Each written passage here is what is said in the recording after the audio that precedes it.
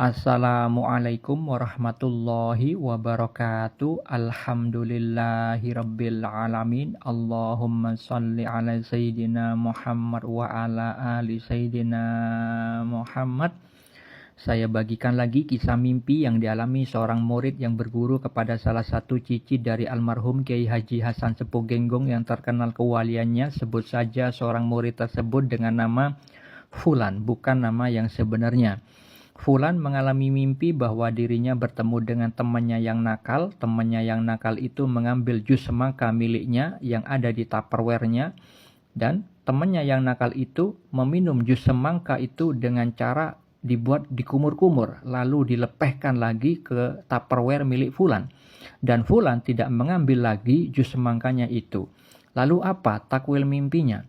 Mimpi tersebut adalah petunjuk dari Allah yang perlu ditakwil. Karena ada simbol-simbol bahasa mimpi yang memiliki makna tersirat. Mimpi yang memiliki makna tersirat, contohnya ada di dalam Al-Quran pada surat Yusuf. 3 kisah mimpi yang memiliki makna tersirat tersebut adalah tentang takdir yang akan terjadi. Sedangkan mimpi yang dialami Fulan juga memiliki makna tersirat, tetapi mimpi yang dialami Fulan itu mengenai takdir yang sudah terjadi. Mimpi tentang takdir yang sudah terjadi sebagaimana mimpi yang dialami Imam Junaid al-Baghdadi ketika di dalam kehidupan nyatanya beliau itu melakukan suatu kesalahan. Setelah itu beliau mendapat teguran dari Allah melalui mimpinya. Begitu juga Fulan mengalami mimpi yang tadi saya ceritakan itu berkaitan dengan kejadian nyatanya. Di dalam kehidupan nyata, Fulan itu bekerja sebagai penanggung jawab gudang. Dan ketika Fulan melihat ada orang yang bermalas-malasan kerja, dia itu menegurnya, dia marah. Nah, setelah itu Fulan membantu pekerja harian untuk mengangkat kaca. Ketika mengangkat kaca terjadilah kejadian buruk yang menimpa Fulan. Kaca itu pecah, kemudian melukai tangan Fulan, tangan kirinya itu sobek, sehingga perlu dijahit. Kemudian Fulan mengalami mimpi yang tadi saya ceritakan. Ketika di dalam mimpi itu divisualkan bahwa Fulan bertemu dengan teman yang nakal, itu memiliki makna tersirat tentang orang yang bekerja di tempat kerjanya Fulan. Orang yang malas bekerja dan yang sudah dimarahi oleh Fulan di dalam kehidupan nyatanya. Sedangkan ketika di dalam mimpi itu ada visual jus semangka, itu mengenai diri si Fulan. Kita ketahui buah semangka jika sudah matang, membesar, ada di permukaan tanah. Tidak seperti buah kelapa yang ketika matang tetap berada di atas pohonnya dan ada di atas permukaan tanah. Karena pohon kelapa itu lebih besar, lebih kokoh daripada pohon semangka. Pohon semangka itu lebih kecil dari buahnya ketika buah semangka itu sudah matang. Pohon semangka dan akar dari pohon semangka itu memiliki makna tersirat tentang ilmu syariat dan tarekat yang ada pada diri si Fulan. Akar itu adalah cikal bakal dari pohon. Akar itu simbol yang mewakili ilmu syariat yang dimiliki Fulan.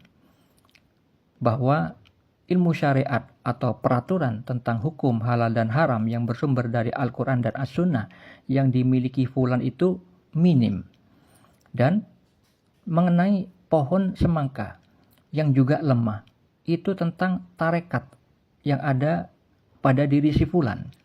Tarekat itu adalah tentang tata cara pengamalan ilmu syariat. Fulan itu mengamalkan ilmu syariat di dalam kehidupannya itu kurang tepat. Dan buah semangka itu simbol yang mewakili tentang ilmu hakikat, ilmu kebenaran hakiki, yang mana ilmu hakikat itu adalah buah atau hasil dari pelaksanaan ilmu syariat yang kemudian ditarekatkan atau sudah diamalkan, akhirnya membuahkan ilmu kebenaran hakiki yang disebut ilmu hakikat. Jadi kondisi Fulan saat bermimpi, dia itu sudah mengetahui ilmu hakikat tetapi dari kata gurunya, bukan dari pencapaian spiritual yang dilakukan fulan sendiri. Karena fulan di saat ini belum mencapai makom berhakikat.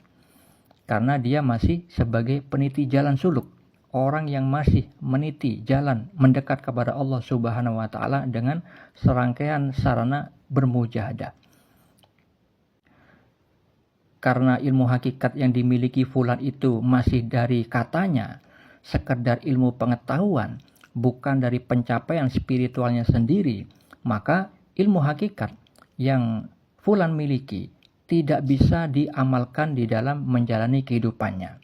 Sebagaimana yang sudah terjadi di dalam kehidupan nyatanya sebelum dia bermimpi, dia itu marah. Nah, itu berkaitan dengan dalil syariat mengenai anjuran dari Nabi Muhammad SAW. Di dalam hadis riwayat Al-Bukhari dari Abu Hurairah radhiyallahu an berkata, seorang lelaki berkata kepada Nabi SAW, berilah aku wasiat. Beliau menjawab, janganlah engkau marah. Nah, itu ilmu syariatnya tentang peraturan hukum-hukum Allah yang diberitahukan melalui Nabi Muhammad SAW. Dan ilmu tarekatnya, tata cara pengamalan ilmu syariat tersebut disebutkan di dalam hadis riwayat Ahmad. Rasulullah SAW bersabda, jika salah seorang di antara kalian marah, diamlah. Cara yang kedua disebutkan di dalam hadis riwayat Abu Daud. Rasulullah SAW bersabda, bila salah satu di antara kalian marah saat berdiri, maka duduklah. Jika marahnya telah hilang, maka sudah cukup. Namun jika tidak lenyap pula, maka berbaringlah. Nah, itu mengenai ilmu syariat, kemudian mengenai tata caranya, cara mengamalkannya atau disebut tarekat, itu tidak dilaksanakan oleh fulan. Makanya apa yang saya takwilkan itu mengenai simbol dari akar dari pohon buah semangka adalah tentang diri si fulan, yaitu lemahnya ilmu syariatnya dan tarekat atau tata cara pengamalan ilmu syariatnya tidak benar. Akhirnya dia itu mendapat teguran dari Allah dengan adanya kaca pecah mengenai tangan kirinya. Kenapa kena ke tangan kirinya, kok tidak ke tangan kanannya? Simbol tangan itu mengenai perbuatan, mengenai kekuasaan. Karena dia itu bertugas sebagai penanggung jawab, maka diberi simbol kepada tangannya si fulan. Dan terjadi di tangan kiri. Kiri itu simbol keburukan. Maka darah yang keluar dari tangan kiri si fulan itu karena perbuatan fulan telah berbuat buruk. Yaitu tadi, karena marah, tidak mengamalkan apa yang disabdakan Nabi Muhammad SAW.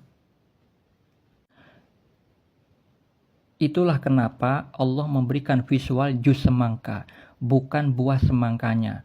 Karena jus itu adalah hasil pengolahan. Begitu juga mengenai ilmu hakikat. Ilmu hakikat itu diperoleh setelah berproses dari memahami ilmu syariat, kemudian bertarekat, dan hal itu sudah dicapai oleh mursyid spiritualnya si fulan, dan fulan hanya mendapatkan ilmunya saja, belum mencapai makom tersebut.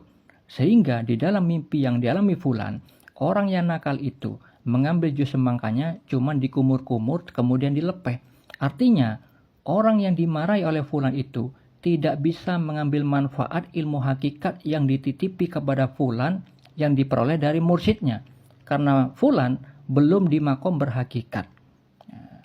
Sehingga pada akhir visual mimpinya, ketika divisualkan fulan tidak mengambil lagi jus semangkanya, itu memiliki makna fulan tidak bisa mengambil hikmah di saat Allah menghadapkan dirinya dengan orang yang malas kerja.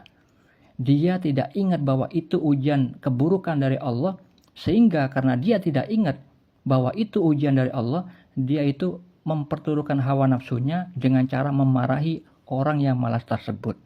Nah, itulah takwil mimpi yang dialami fulan. Semoga bermanfaat. Assalamualaikum warahmatullahi wabarakatuh.